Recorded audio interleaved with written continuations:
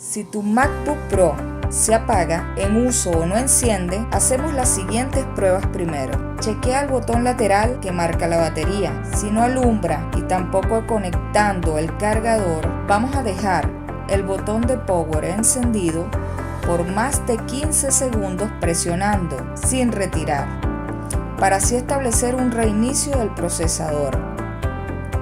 Al no lograrlo, con estos sencillos pasos, procedemos a reiniciar la batería que se encuentra integrada en la MacBook. Retiramos los tornillos en la parte posterior junto con la tapa.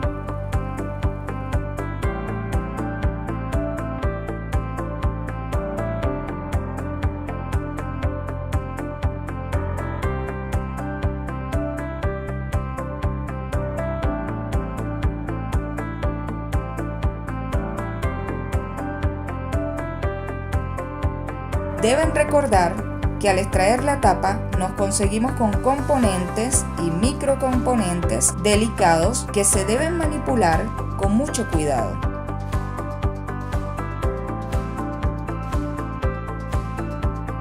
Tenemos la batería, el disco duro, la unidad de disco, el fan cooler, la tarjeta madre y la memoria RAM. Aprovecho de limpiar superficialmente las partículas de polvo en los alrededores que no impliquen daños a los componentes de la tarjeta. No se debe presionar fuerte sobre los conectores.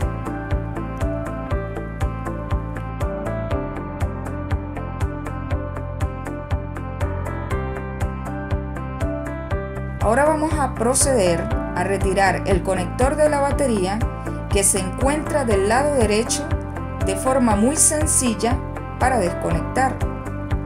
Lo vamos a mantener aislado al menos un minuto y así poder resetear el procesador.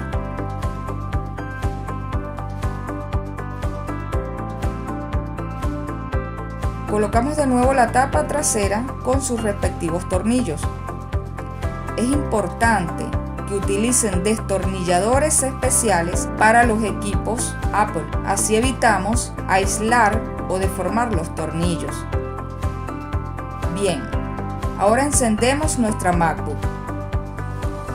Como pueden observar, ya hemos resuelto la falla. Probemos ahora conectar nuevamente el cargador.